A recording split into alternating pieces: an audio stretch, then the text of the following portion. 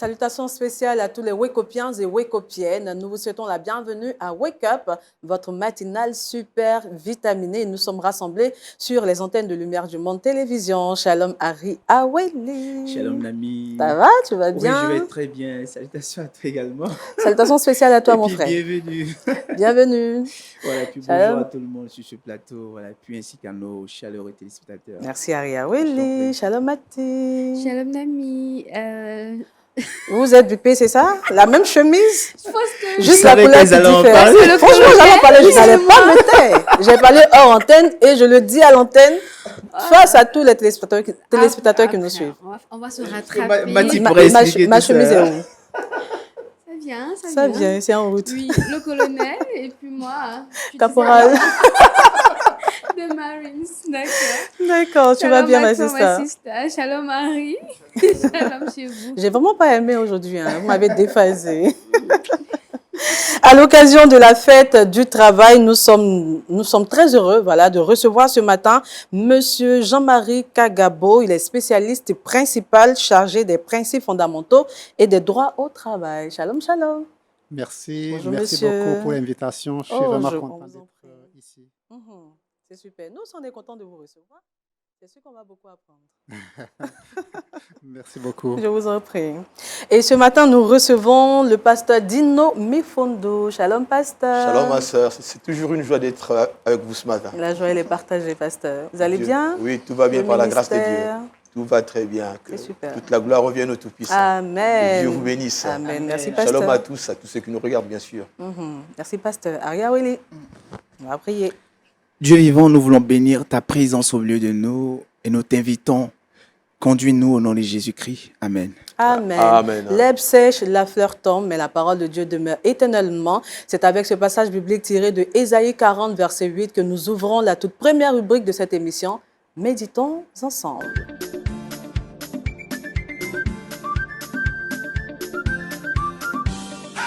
Pasteur, notre Dieu est le Tout-Puissant. Alléluia. Amen. Notre Dieu est le Tout-Puissant. Permettez-moi de prier quelques secondes avec vous, chers amis. Tendre Père, c'est toujours une joie de pouvoir te parler, te prier, t'adorer, te glorifier, te rendre toute la gloire. Merci Seigneur parce que tu nous parles au travers de ta parole. Et ce matin, tu veux encore parler à nos cœurs. Touche nos cœurs et touche le cœur de tous ceux qui auront le privilège de pouvoir écouter cette merveilleuse parole. Que seul ton nom soit béni dans le glorieux nom de Jésus. Amen. Amen. J'aimerais vous inviter à lire ensemble avec moi un verset biblique qui se trouve dans le livre de la Genèse, au chapitre 17, le verset 1. La Bible dit, quand Abraham eut 99 ans, l'Éternel lui apparut et lui dit, je suis le Dieu tout-puissant, mène ta vie sous mon regard et comporte-toi de manière intègre afin que j'établisse mon alliance avec toi et que je multiplie ta descendance à l'extrême. Mais j'aimerais simplement vous partager ce que le Seigneur a déposé dans mon cœur, notamment en ce qui concerne le verset 1. Notre Dieu est le Tout-Puissant. Le Père de notre Seigneur Jésus-Christ est le Dieu Tout-Puissant. Les hommes sont limités, chers amis. Nous sommes limités en connaissance, en sagesse, en intelligence, même notre âge. Bon gré, malgré l'espérance de vie dans certaines villes ou certaines nations où les gens peuvent avoir le privilège d'avoir un âge peut-être avancé, mais une chose est vraie, la mort est un habit que chacun de nous finira par porter un jour. Une chose est vraie, nous sommes tous limités. Mais Dieu est illimité. Amen. Ici, le Seigneur vient se révéler à Abraham. Mais lorsque le Maître, notre Créateur du ciel et de la terre, vient se révéler à Abraham, il se présente comme le Dieu tout-puissant. Cet homme, Abraham, se trouve dans une situation pas toujours confortable. Il a reçu des promesses venant de la part de Dieu, mais il n'a pas encore obtenu. La promesse est en cours, mais il n'a pas encore touché ce qu'il avait reçu de la part de l'Éternel. Mais lorsque Dieu vient vers Abraham, il dit, je suis le Dieu tout-puissant. Quelque part, j'aimerais dire à quelqu'un, je ne sais pas là où tu es en train de me regarder, que ce soit en Afrique, en Europe, en Océanie, peut-être aux États-Unis, le Dieu que nous prions est le Dieu illimité. Le Dieu capable de faire des choses qui dépassent notre entendement. Cela veut simplement dire qu'il fait ce qu'il veut, quand il veut, avec qui il veut, au moment où il veut. Ce qui est impossible aux hommes est possible à Dieu. Il est la source de toutes nos ressources. Il est celui qui dit un mot et la chose arrive. Abraham avait reçu une promesse de la part de l'Éternel. Cet homme ne pouvait pas enfanter. 99 ans avec un âge avancé. Mais lorsque l'Éternel Tout-Puissant vient le voir, il dit « Je suis le Dieu Tout-Puissant ». Abraham a dû recevoir une force phénoménale. Parce que Dieu ne s'est pas présenté comme étant un Dieu faible, mais il s'est présenté comme le Dieu Tout-Puissant. Je ne connais pas ta situation, je ne connais pas ton problème, je ne connais pas ta maladie, je ne connais pas les circonstances défavorables, certainement qui sont en train de sévir dans ta vie, mais je suis simplement venu te dire que le Dieu que nous servons, le Père de notre Seigneur Jésus-Christ, est le Dieu Tout-Puissant. D'ailleurs, Job dira dans le chapitre 42, verset 2, il dira « Je reconnais que tu peux tout et que rien ne s'oppose à tes pensées. » Je reconnais que tu peux tout et que rien ne s'oppose à tes pensées. Rien ne peut arrêter les desseins de l'Éternel. Rien ne peut arrêter le plan de Dieu. Aucun esprit, aucun démon, même pas le diable. Personne ne peut arrêter le plan que Dieu a conçu. Le psalmiste dira dans le psaume 119, le verset 91, « Car toutes choses te sont assujetties. Le monde entier est à ton service. » Il dit et la chose arrive. Même si les hommes peuvent certainement nous annoncer des catastrophes, des faillites, des problèmes, des difficultés, mais moi j'ai la ferme conviction au plus profond de mon être, dans mon cœur, ma foi m'amène à réaliser celui que je sers, celui en qui j'ai placé toute ma confiance est le Dieu Tout-Puissant, créateur du ciel et de la terre. Celui qui m'a créé, celui qui m'a prêté le souffle de vie, celui qui soutient ma foi, celui qui est la source de mon existence, l'artisan de ma destinée, le garant de mon futur, l'auteur de ma foi, c'est notre Dieu. Le psaume 115 au verset 3 dit « Notre Dieu est au ciel et il fait tout ce qu'il veut. » Notre Dieu est au ciel. Il fait tout ce qu'il veut. Il est souverain. Il est souverain. Lorsqu'il a conçu un programme, lorsqu'il a conçu un plan, lorsqu'il a résolu de faire quelque chose, faisons-lui confiance. Et ceux qui ont l'habitude de lire les Saintes Écritures peuvent le témoigner. Abraham, plus tard, bien sûr, bon gré mal gré, un âge avancé, finira par avoir Isaac. Et au travers d'Isaac, la promesse qu'il avait reçue de la part de Dieu s'est accomplie. Alors moi, j'aimerais simplement, de manière très simple, vous annoncer une très bonne nouvelle.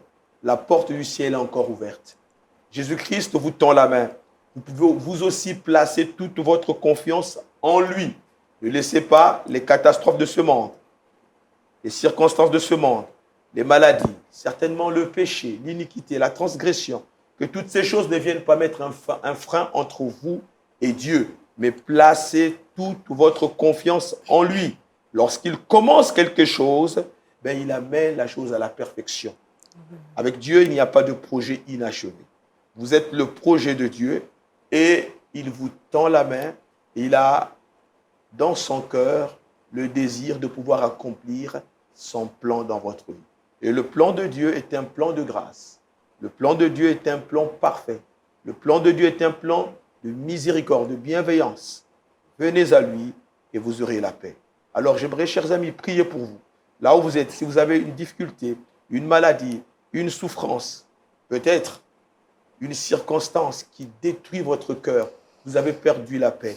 Mais j'aimerais vous annoncer une bonne nouvelle. Notre Dieu est le Tout-Puissant. Et d'ailleurs, le Christ à la croix dira, tout est accompli. Alléluia. Le ciel nous est favorable. Seigneur mon Dieu, mon roi, je prie pour ceux qui ont le privilège de pouvoir m'écouter maintenant ou pour ceux qui vont m'écouter plus tard. Seigneur mon Dieu, tu es celui qui suscite la foi. Tu es celui qui fait croître la foi. Tu es celui qui amène la foi, mon Dieu, à l'accomplissement. Mais tu es aussi celui qui répond à la prière. Seigneur mon Dieu, merci de toucher le cœur de ceux qui ne connaissent pas le Christ, roi, le Seigneur, le Sauveur, afin que, mon Dieu, que leur cœur soit touché à salut pour la seule gloire de ton nom. S'il y a une personne qui était en souffrance dans son corps, dans son âme, je te prie, Père, de toucher son cœur, de toucher son corps et d'apporter le miracle, la guérison dans le beau nom de Jésus-Christ. Que Dieu vous bénisse, qu'il en soit ainsi. Amen. Amen. Merci beaucoup, pasteur, pour cette belle exhortation. Je pense que là, on a déjà prié. On va aller à une autre rubrique. J'avais tellement de questions, mais le pasteur m'a déphasé. Allez, partons à une autre rubrique. C'est Culture Actu avec Aria Welly.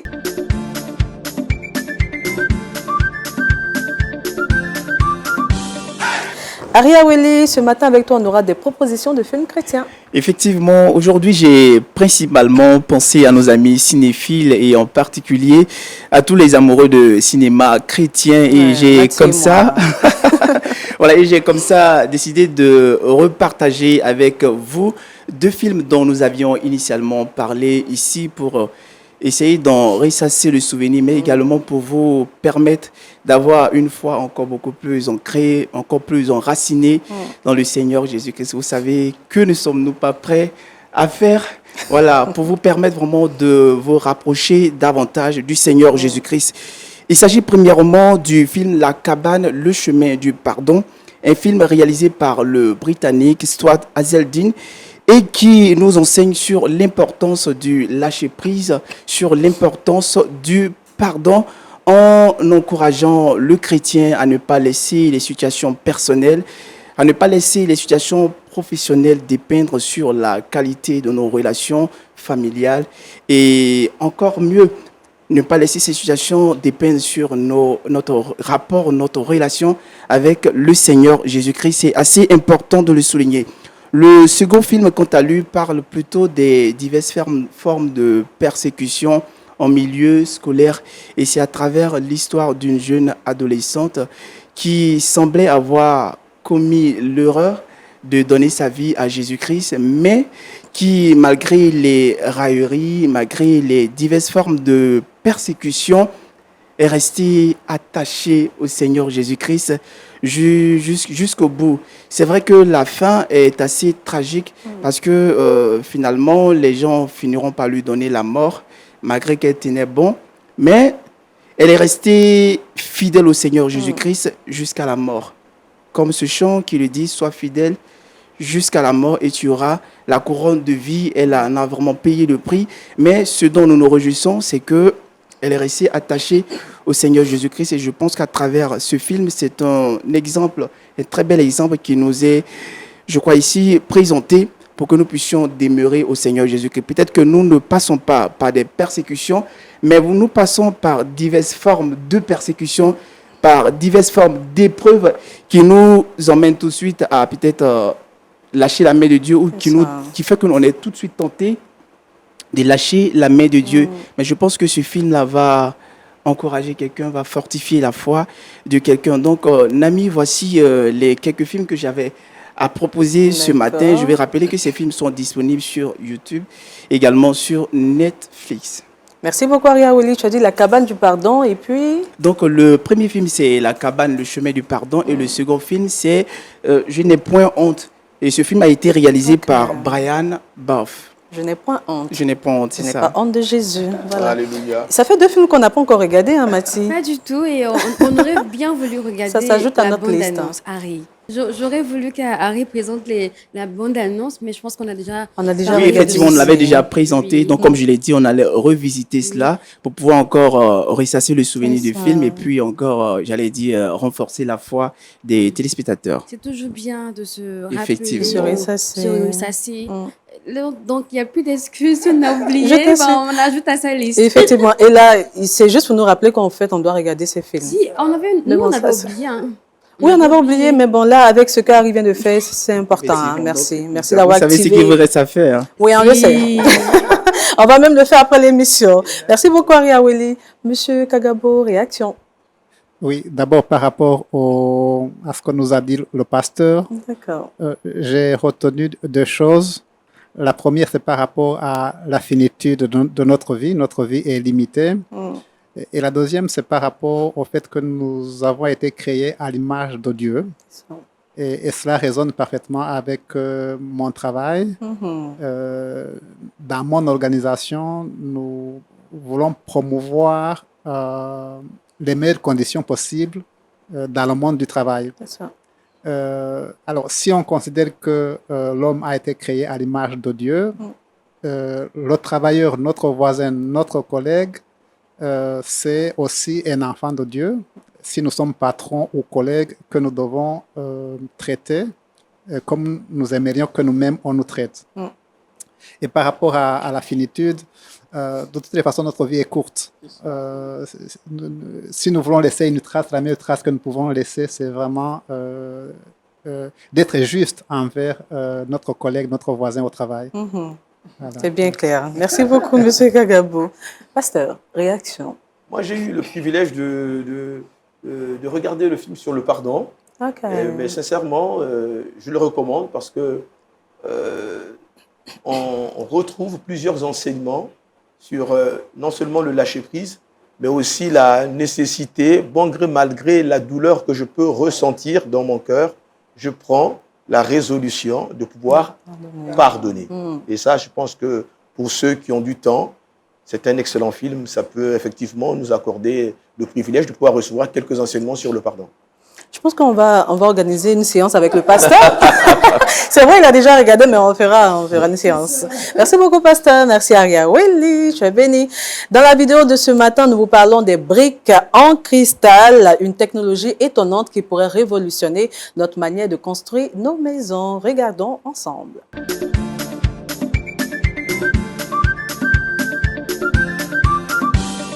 En Chine, un nouveau type de briques attire de plus en plus l'attention dans le monde de la construction. À première vue, on dirait simplement des blocs de verre transparents. Mais en réalité, ces briques sont bien plus que ça. On les appelle parfois briques de cristal. Contrairement aux briques traditionnelles, elles ne sont pas faites d'argile ni de béton classique. Elles sont fabriquées avec un matériau spécial extrêmement dense et résistant. Et ce qui surprend le plus, c'est qu'une fois posé, le mur est déjà terminé. Pas besoin de peinture, pas besoin d'enduit, pas besoin de finition. La surface est déjà parfaitement lisse et brillante. Mais l'aspect esthétique n'est pas leur seul avantage. Malgré leur apparence fragile, ces briques sont conçues pour résister aux chocs, aux variations de température et aux conditions climatiques difficiles. Grâce à leur structure interne, elles peuvent aussi laisser passer la lumière naturelle. Résultat, les pièces deviennent beaucoup plus lumineuses, sans avoir besoin d'ajouter plus de fenêtres. Aujourd'hui, ce type de matériaux commence à être utilisé pour construire des maisons, des écoles, des magasins et même certains bâtiments publics. Et quand on voit le résultat final, on comprend pourquoi cette idée intrigue autant les ingénieurs et les architectes. Des briques transparentes, élégantes et lumineuses qui allient esthétique, modernité et innovation. Et moi, ça me donne vraiment des idées, des idées de construction. N'est-ce pas, Mathilde? Moi, pour l'intérieur, parce que je ne pense pas qu'on va construire un immeuble, un bâtiment avec ces briques. Mais c'est très beau pour l'intérieur. Ouais. Ça apporte de la lumière et pour ça seulement, je suis prête à innover ici. Et donc, à mettre en pratique et puis à utiliser ces briques. Pour moi, c'est un autre pan de la connaissance vraiment qui se révèle. On voit encore l'innovation. Je ne sais même plus où on va maintenant. Il y a tellement de choses à l'innovation. Et là, mais ça fait du bien. Il y a de l'innovation dans le domaine de l'immobilier. Fini les briques en béton et tout. Mais je me demande, est-ce que c'est vraiment durable? Bon, je pense que c'est Est-ce qu'on peut briser facilement? Non, même pas. Ah, d'accord. Mais est-ce qu'on ne se voit pas de l'extérieur? Non, je pense pas. J'espère. Non, je pense pas. C'est juste que ces briques reflètent la lumière du jour. Effectivement. Voilà, il faut dire que moi, j'apprécie particulièrement, tout comme Nami, et ça donne vraiment des idées. Et puis, je crois que les inquiétudes... Des idées de business, c'est ça? Des idées de... Non, pas de business, ça dit pour pouvoir, ça dit mes propres plans de construction pour plus tard. Okay. Mais je dirais ici que je pense que les inquiétudes Mati ici n'ont pas lieu d'être parce que tout cela a été vraiment pris en compte. Je crois que ça résiste aux intempéries, donc c'est assez résistant. J'ai même relevé quelques avantages. Déjà, ça permet la réduction des coûts des matériaux de construction. Vu qu'avec ça, on n'aura plus besoin d'utiliser de la peinture, tout c'est déjà embelli, ça prend en compte l'esthétique. Donc il y a déjà cet élément qui est pris en compte. Et en plus, il faut dire que c'est imperméable. Donc, ça, comme je l'avais dit, ça résiste à la pluie, à toutes sortes d'intempéries. Également, ça résiste au feu. Voilà. C'est, au feu. Donc, c'est assez important de le souligner. Autre élément que j'ai relevé, c'est que ça offre une isolation thermique. Alors, c'est quoi exactement? Au niveau de l'isolation thermique, c'est dit que pendant l'été, ça permet de garder la fraîcheur et pendant l'hiver, ça permet de garder la chaleur. C'est assez impressionnant, c'est vraiment beau. Donc, Nami, je pense qu'on va s'associer. Oui, collègue, il n'y a pas de souci, on s'associe. On fera du social, hein? C'est ça, on va s'associer tous ensemble. Avec M. Kagabo également. Réaction, M. Kagabo. Je suis partant. Vous êtes partant. C'est super, d'accord. Quelle est votre réaction à la vue de la vidéo? Bon, évidemment, je ne connais pas encore le matériau. Aujourd'hui, on parle beaucoup d'économiser l'énergie. Donc, il vient de dire que ça permet d'économiser l'énergie. Je ne sais pas dans quel matériau c'est produit et dans quelle mesure aussi c'est un matériau, je dirais peut-être pas forcément renouvelable, mais qui ne contribue pas à l'épuisement des ressources. Et bien évidemment, les conditions dans lesquelles ce matériau a été produit. Si c'est des conditions, si les ouvriers qui les ont produits ont travaillé dans des conditions dignes. Vraiment, il est de l'OIT. Hein? Pasteur, réaction. Moi, lorsque je vois toute cette créativité, je bénis le Seigneur. Amen. Parce que le Créateur par excellence, c'est notre Dieu. Et dans sa bonté, dans son amour, dans sa bienveillance, il communique aussi sa sagesse aux hommes, à ses enfants. Donc, au travers de cette innovation, cette créativité, je loue Dieu de ce que l'homme qui a été fait à l'image de Dieu est capable aussi d'inventer certaines choses. À lui soit la gloire. Amen. Merci, pasteur. Merci à tout le monde sur ce plateau. C'est l'heure de recevoir M. Jean-Marie Kagabo dans la rubrique À l'affiche.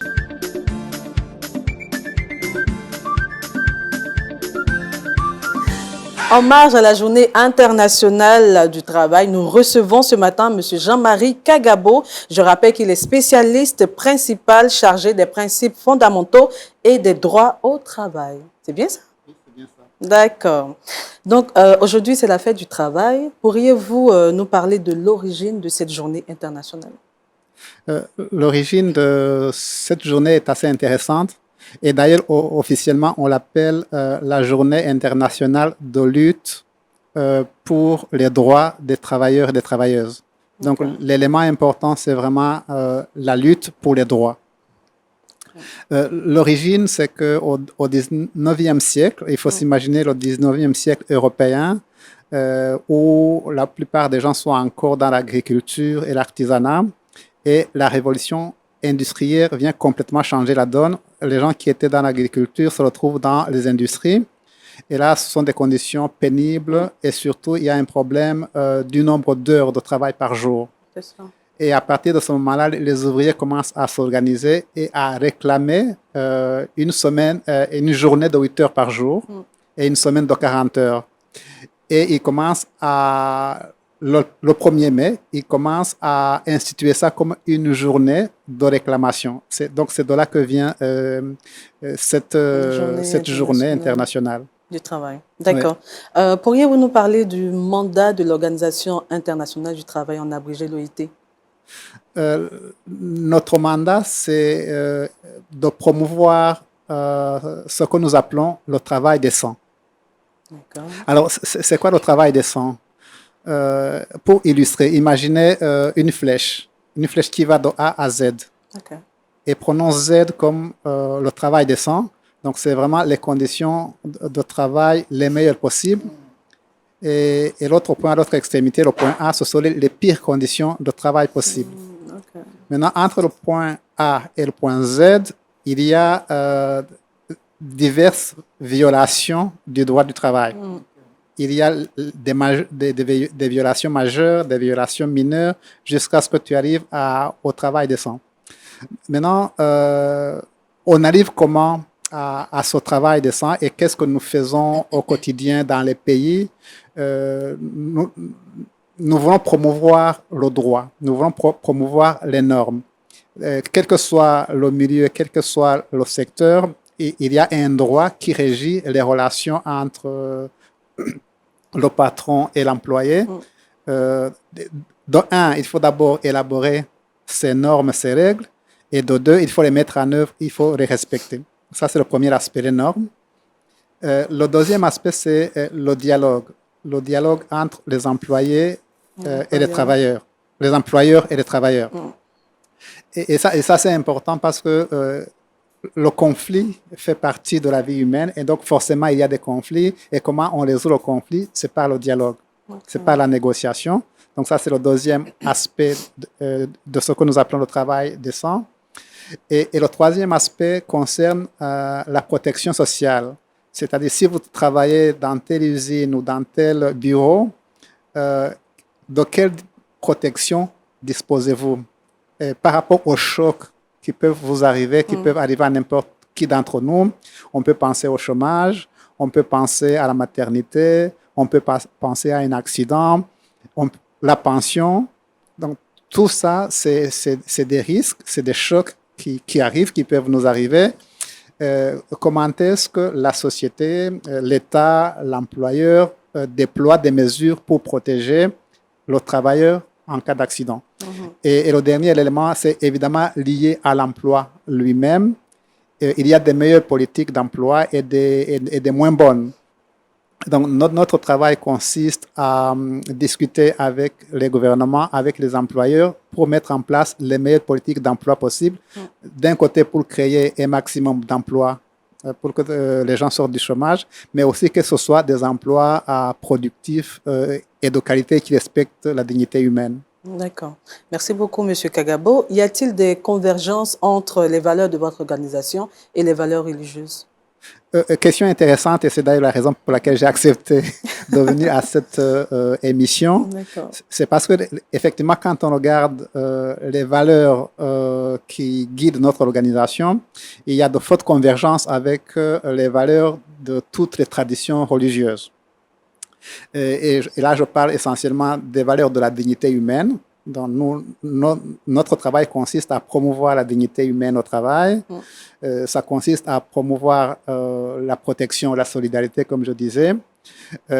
Et surtout, ça consiste à promouvoir la justice sociale comme condition de la paix. Et ça, c'est quelque chose qu'il faut vraiment souligner. Dans une société, qu'est-ce qui mène au conflit, qu'est-ce qui mène à la guerre civile? C'est le manque de justice sociale. Et c'est quoi la justice sociale? C'est l'égalité des droits, c'est l'égalité des chances, c'est l'égalité des opportunités, quelle que soit votre origine, qu'elle soit ethnique, qu'elle soit raciale, qu'elle soit religieuse, que ce soit le genre. Donc la justice sociale consiste à favoriser l'égalité de tout le monde devant le droit. Et c'est ça qui contribue à des sociétés apaisées. Voilà. Et donc, toutes ces valeurs-là que je viens d'énumérer, ce sont des valeurs qui sont défendues par presque toutes les religions, que ce soit chrétiennes, protestantes, catholiques, même que ce soit l'islam, que ce soit le bouddhisme, que ce soit le judaïsme. Ce sont vraiment des valeurs qui sont défendues par toutes les réunions. Et il nous arrive d'organiser des dialogues interreligieux autour de la question du travail. Juste récemment, au mois de février, nous avions une conférence mondiale sur le travail des enfants. Et en marge de la grande conférence, il y a eu un événement parallèle où on a invité des représentants des différentes religions pour donner leur perspective par rapport à la question du travail des enfants. Okay. D'accord. Aujourd'hui, c'est la journée internationale du travail. Y a-t-il un message que vous voudriez faire passer à nos téléspectateurs croyants? Comme effectivement la plupart des téléspectateurs sont croyants, chrétiens pour la plupart, une introspection peut-être, quelque chose qui pourrait nous concerner tous. La plupart des gens qui regardent la télévision sont probablement dans une maison, dans un foyer où il y a un travailleur domestique, où il y a une femme de ménage, où il y a un personnel de maison. La question ou le défi que je lance à toute personne qui regarde cette émission, est-ce que votre travailleur domestique, est-ce que votre femme de ménage est traitée avec dignité? Est-ce que cette personne ne travaille pas des heures excessives? Est-ce qu'il n'y a pas rétention de salaire? Est-ce que les documents de voyage, identité, passeport de cette personne ne sont pas retenus par le patron? Et ce que je viens de dire là, ce sont des indicateurs, à vrai dire, du travail forcé. Quand vous les mettez ensemble, ça peut constituer du travail forcé. Et tout à l'heure, je vous parlais de la flèche, de A à Z, où Z représente les meilleures conditions de travail et A les pires. Et en fait, les pires conditions de travail, ce sont les conditions de travail forcé, d'esclavage ou de traite. Et donc, faites attention. Et quand vous lisez votre Bible, interrogez-vous aussi sur la façon dont, au quotidien, vous traitez votre personnel de maison. Et si finalement, la façon dont s'il n'y a pas un certain nombre d'indicateurs qui pourraient conduire à ce que ça ressemble à du travail forcé, et ceci, c'est un crime, à vrai dire. Ce n'est même pas on ne parle même pas de violation mineure. Là, on entre réellement dans le pénal. D'accord. Mais j'ai une question, est-ce que je peux me permettre de vous la poser? Mais que faire lorsqu'on se retrouve dans un travail forcé? Alors, souvent, le travail forcé, comme c'est un crime, souvent il est caché. Okay. Voilà. Donc, il se pourrait même que la victime elle-même n'arrive pas à reconnaître qu'elle est en situation de travail forcé. Okay. Voilà. Maintenant, si la personne arrive à s'en rendre compte, il faut vérifier les menaces qui pèsent sur la personne. Parce que si la personne est dans cette situation-là, c'est que aussi autour, il y a des menaces pour que la personne ne se libère pas, entre guillemets. Voilà. Et il faut agir avec prudence et chercher de l'aide. Alors, l'aide, ça peut être quelqu'un qui fait le même travail que vous, de commencer à discuter et de voir dans quelles conditions vous êtes et essayer de chercher de l'aide. Ça peut être au niveau de la police, ça peut être au niveau de l'inspection du travail, ça peut être au niveau des assistantes sociales. D'accord. Merci beaucoup, M. Kagabo. Merci à vous. Pasteur, réaction? Moi, j'aime souvent dire que Dieu est le premier travailleur par excellence. Dès qu'on ouvre la Bible, dans le livre de la Genèse, on est au premier chapitre. Au commencement, Dieu créa. Donc la Bible commence par un Dieu qui crée, un Dieu qui travaille. Donc tout ce qui peut promouvoir le travail est en accord vraiment avec la pensée même de la Bible. Et ce qui me touche, c'est le mot amour, parce que à l'intérieur de ce mot, nous avons la justice sociale, nous avons aussi le respect de l'autre, le bien-être de l'autre, et le travail de notre frère. Voilà, c'est un travail qui va dans le même sens que la pensée que nous avons dans le livre de la Genèse. Je pense que dans certains pays ou dans certaines circonstances, bon, je ne dirais pas le nom, mais c'est vrai que dans certaines zones ou certaines villes ou certains pays, le travail forcé est une réalité évidente. Alors s'il y a des structures qui peuvent bien aider les hommes et les femmes à pouvoir s'en sortir, je pense que c'est une très bonne chose. Amen. Merci, pasteur. Merci beaucoup, M. Kagabo. Merci à vous. On avait beaucoup de questions. Hein? Allez, on va vous raccompagner avec le Trick Box donné par Mati.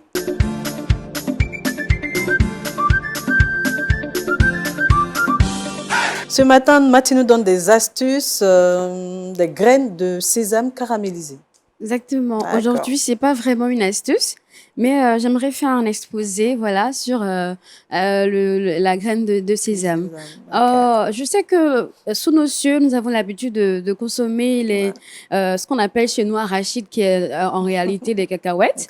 On aime les consommer avec du caramel, donc les caramélisés, etc., avec du sucre aussi, du miel, etc. Mais aujourd'hui, j'ai envie de remplacer ces cacahuètes par le sésame, qui est très bon. Et pour vous pousser à consommer donc ce sésame, j'ai décidé de faire un exposé et vous donner les vertus. Donc, écoutez très bien, parce que je pense que tout le monde aura son affaire à l'intérieur du sésame. Voilà, on va trouver notre goût et pourquoi manger le sésame. Alors, je vais parler, le sésame protège le cœur contre le mauvais cholestérol. Très bon. Ça renforce aussi les os grâce à sa forte teneur en calcium et ça améliore la digestion. Donc, ça facilite le transit intestinal. Le sésame a un effet antioxydant qui protège les cellules contre le vieillissement. Nami, je te fais un clin d'œil. Merci. Et le sésame embellit la peau et les cheveux. L'huile de sésame nourrit et fortifie. Harry, je te fais un clin d'œil. Et ça donne de l'énergie. Là, je fais un clin d'œil à notre invité et puis aussi à notre pasteur. Donc, ces nutriments apportent force et vitalité. Souvent, dans nos cuisines, il faut remplacer les cacahuètes. Pourquoi pas par le sésame. Mais je ne sais pas comment vous mangez, vous consommez le sésame chez vous. Vous pouvez laisser en commentaire votre plat, votre recette. Mais aujourd'hui, je vous propose, comme Nami l'a dit, du sésame caramélisé et je vous montre la vidéo comment ça fonctionne.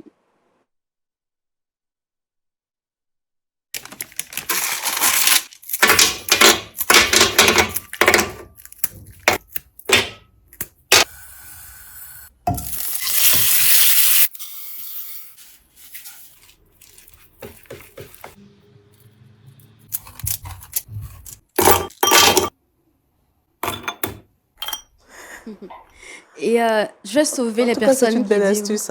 Belle astuce, j'aime bien en tout cas. On a l'habitude d'en consommer autrement, ce qui fait qu'on n'est pas vraiment motivé à Moi, consommer. j'aime pas trop les graines de sésame, mais grâce à toi, je vais en consommer. Avec cette recette-là, je pense qu'on peut encourager les enfants, les adultes à en manger.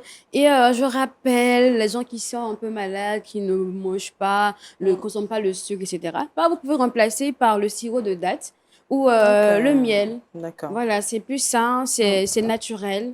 À défaut du sucre additif et tout ce qui est effet secondaire, vous oubliez, vous consommez le miel.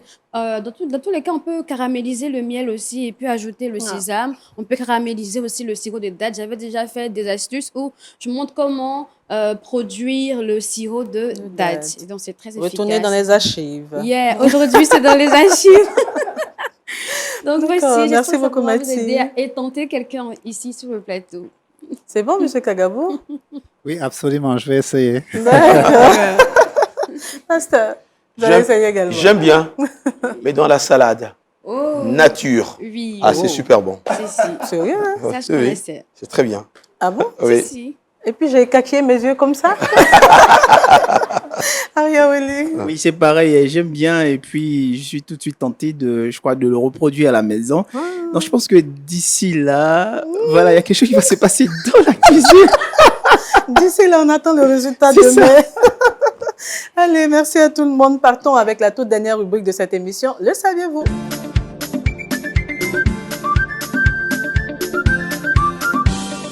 Connaissez-vous le cimetière de Manille?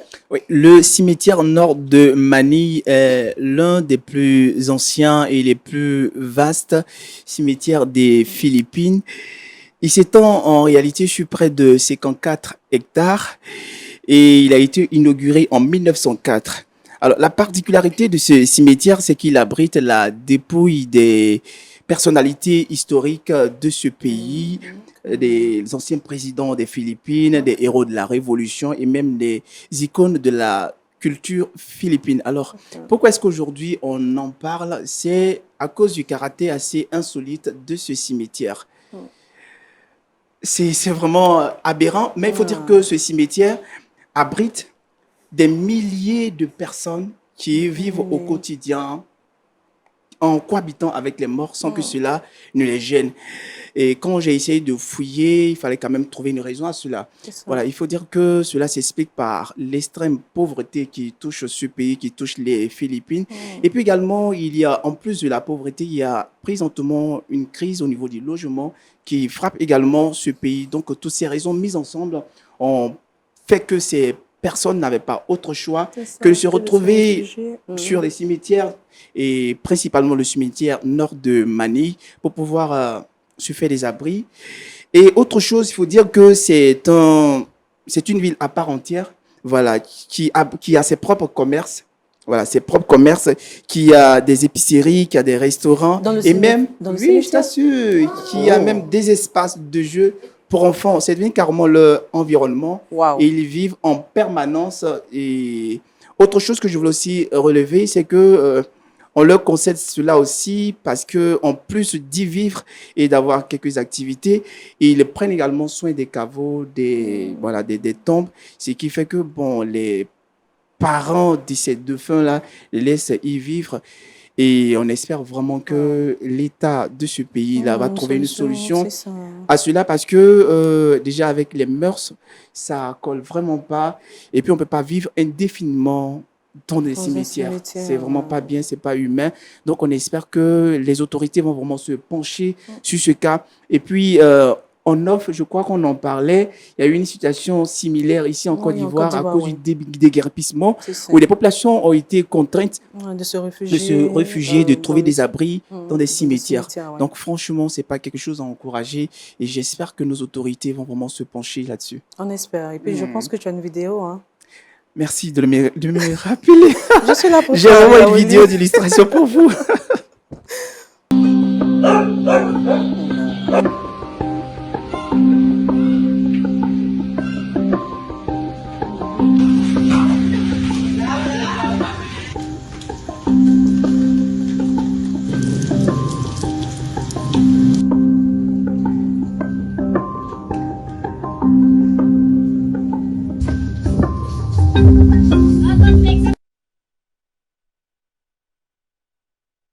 Métier au standing.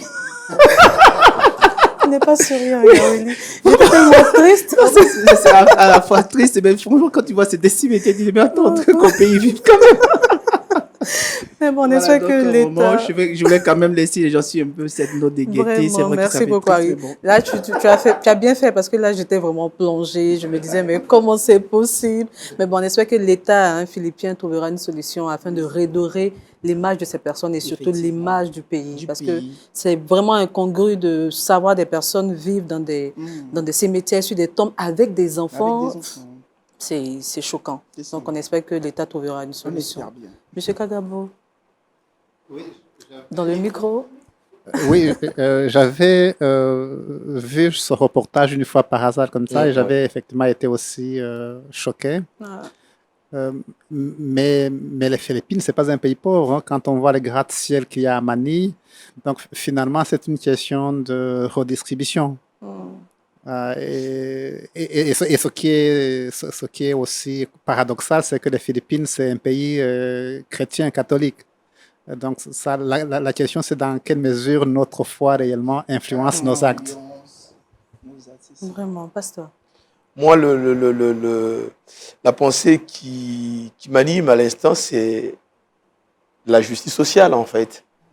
Voilà, c'est un peu nous avons une extrême pauvreté et à côté, il y a une richesse qui dépasse un peu ce que l'on peut imaginer. Donc, il y a un problème de justice sociale.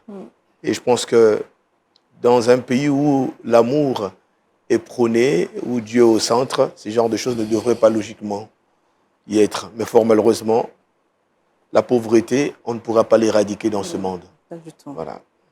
Merci, pasteur. Merci, Aria Willy. Aria Willy, tu m'as fait sourire avec le cimetière de Haut-Standing. Ça me revient à tout moment.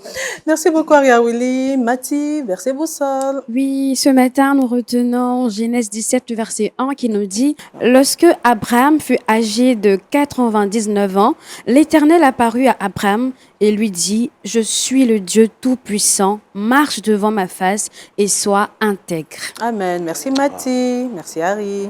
Merci beaucoup, Monsieur Kagabo. À très bientôt. Merci à vous. Je vous en prie. Merci, pasteur. Merci, au revoir. On est ensemble. Allez, bon vendredi à vous et puis que ce verset boussole vous accompagne tout au long de votre journée. Bye bye.